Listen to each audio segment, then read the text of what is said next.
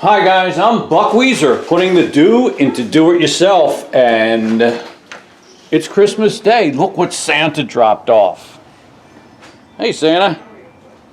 Oh, look at this. It's a brand new Coleman mini bike sitting here on the front step. Wow, wonder how he got this up here on the steps. Yeah, so a little Christmas gift. Wow, that's great.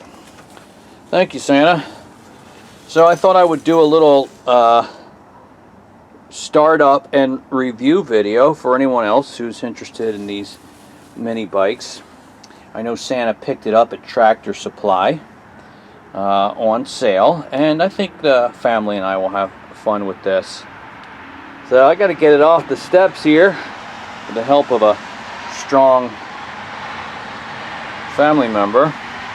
And my first observation is they want you to know that this is shipped without engine oil. This engine is shipped without engine oil. This engine is shipped without engine oil. I think we should add oil. Well, we'll get it off the steps, see about getting this set up and running. This looks to me like a Chinese version of a Honda engine. Chinese clone Honda engine. But this looks like it might be fun. So stay tuned and we'll see if we can get it going. Alright guys, once again thanks for joining me on this setup and review video. This is the Coleman CT200U-EX mini bike. Christmas gift for me and the family, and I just wanted to give you some of my initial observations about it and walk you through some of the original initial steps for startup. And so there's a bike, and I wanted to show you next the what comes with it. So I have here on the table the paperwork, warning page, assembly, pre-ride inspection booklet. Mine was assembled, I guess, at the store. I would have liked to have done it myself. And I'm going to go over some of these and make sure that it was assembled well and properly. Would have liked to have done that myself, but I think it's standard at Tractor Supply to set it up for you. You just never know who did that work, so you want to check it for yourself. And then there's, of course, the owner's manual, which is quite a lot of safety information that's worth listening to, as well as startup and running procedures and maintenance kind of things. It also comes with a set of wrenches, which is kind of interesting. You would need these, of course, if you're doing the setup yourself. Variety of kind of cheap metric open-end wrenches. Looks like I got two of these, the combo 19 millimeter, 17 millimeter, 16 and 13, 14 and 12, 10 and 8. So these are the wrenches you'd need if you're setting it up yourself, but I may never use these anyway. But kind of nice to have if yours came in a box and not fully assembled. Well, let me show you a few things that initially get my attention here. And I guess I would say first of all that, as you might expect, it doesn't strike me as the machine of the highest quality. But hopefully it'll be good enough and we could have a fun time with it. The cover for the centrifugal clutch is held on with these little clips. This seems kind of loose and flimsy to me. I don't feel like the chain is greased or lubricated too well, so I may want to do that before we get going on it. But of course it is brand new and the engine looks as clean as you can expect. This cable here, which is the wires for our kill switch, doesn't look, it's loose and floppy. Looks like there's a cable bracket right here, but they didn't get the cables under the clamps, so I'm going to do that. And because you don't want this flopping around too much. You got lots of reminders that you need to add engine oil, so we do have to do that. Manual says it takes 6/10 of a quart, so not a whole lot, less than a quart, about 2/3 of a quart. I do like seeing down here this engine drain plug for the oil drain, which will make it really easy to drain the oil when you do maintenance. That's kind of nice. But the oil fill looks to be a tad challenging to access. Well, here it is on the front. Not too bad, but you're going to have some kind of funnel or tube to get it in there without making too much of a mess, and you'll want the bike to be level and stationary when you go to fill the oil. So we'll do that here in a bit. And yeah, it's got a headlamp that should be on anytime the engine's running. That's kind of cool. And this is plastic. That doesn't strike me as real high quality. The paperwork and booklets were inside there. Now that fender's metal. That's okay. That one's metal. Alright, so before you get going, you got to add oil. Go over the assembly if it's been already done for you. Make sure it was done correctly so you're comfortable with that. So let's add some oil and gas and see if it'll run for us. Well, you know, based on what I see here, the dipstick was not, oil fill tube was not on very tight, and when I pull it out, you know, I pulled it out before, it looked like there was oil on the end of it, but just barely on the stick. So I don't know if it has that from the factory or if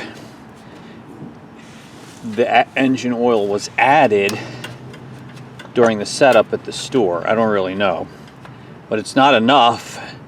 Like right now it's not measuring on the stick at all. So we're going to add it slowly because I think there might be some in there already. And recommends SAE 1030, which is what I have on hand here. So we're going to add it slowly and see how much it takes. Now this is already open and I don't have that much in it. It's got about 9 or 10 ounces.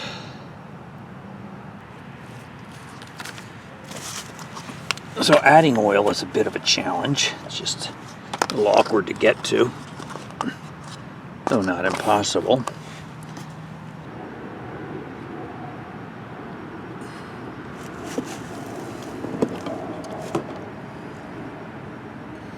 So that's about it for this bottle. We'll just let that fill, settle in, and we'll check the level again. Because it seems to me there is oil in there.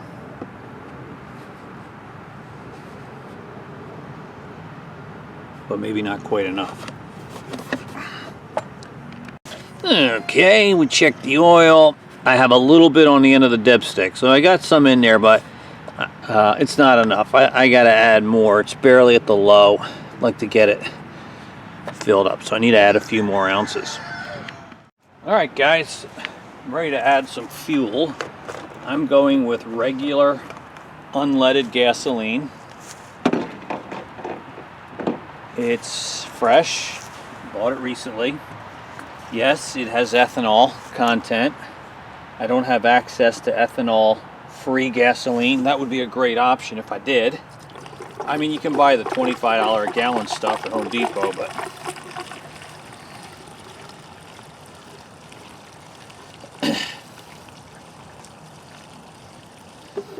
this will get the job done. I don't use any additives. I don't really believe in that stuff. Plus, if the carburetor gums up, I know how to fix it, so for me it's not a big deal.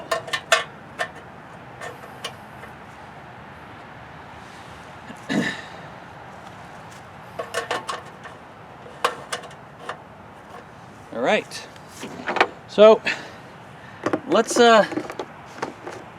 talk about how to start it. Now I want you to know you don't have to be seated on the bike to start it. And the way it works is it doesn't move or come into gear until you give it enough throttle to get the engine speed up. It's got a centrifugal clutch under that cover. So at idle, it won't be going anywhere. And your throttle is the right hand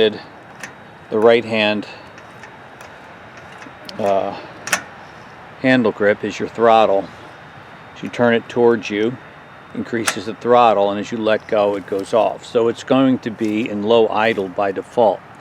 Now it will not start if your kill switch is in the off position, which I think is down. I'm not really sure. So you would have to put that up to run, small button at the top to run.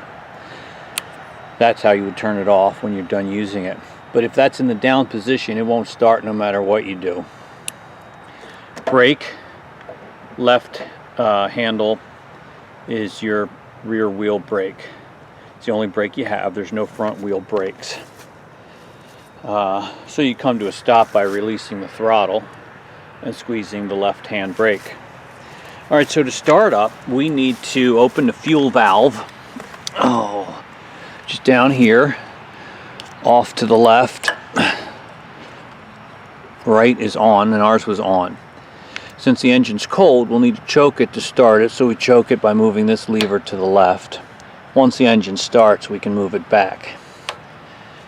Alright, so with that said, with fuel, oil, I think we should be about ready to give this an inaugural ride.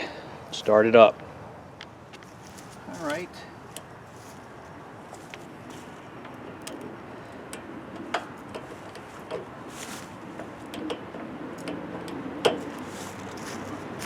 Let's see what we can get here.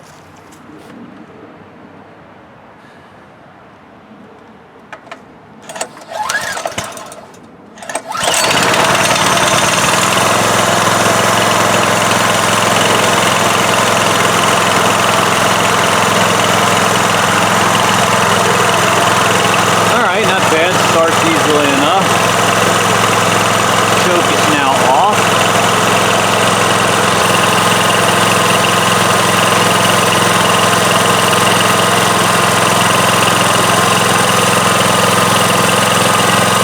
Let's take it for an inaugural spin around the yard.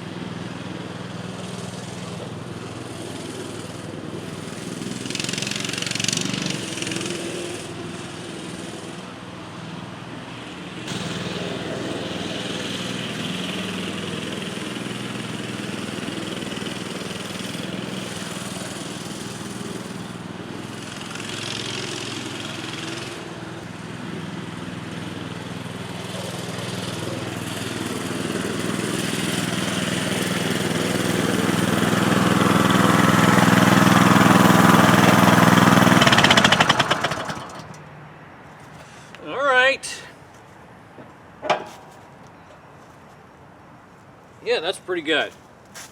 Yeah, that was fun.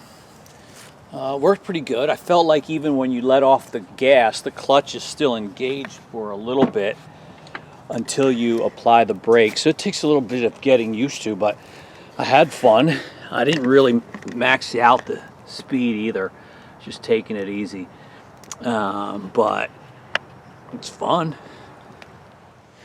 Well, I just noticed that the headlamp wasn't illuminated as it should be anytime the engine's running, and I think I have to diagnose that. I think I probably found the problem right here. This connector's bad, and that tab is not even connected. So I'm gonna have to bring this apart, take this apart, and see if I can get that back in there better and making contact.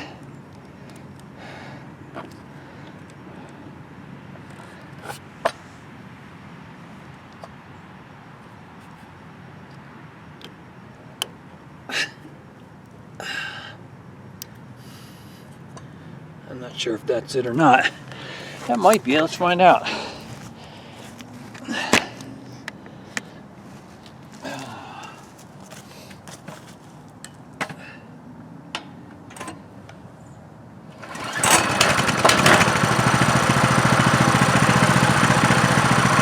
There we go. That's a little better. And of course it'll be brighter when we give it some throttle. Easy setup fix. Yeah, so don't tease me about my helmet. I know I got to get something a little better than that child's bicycle helmet, but it was okay for now.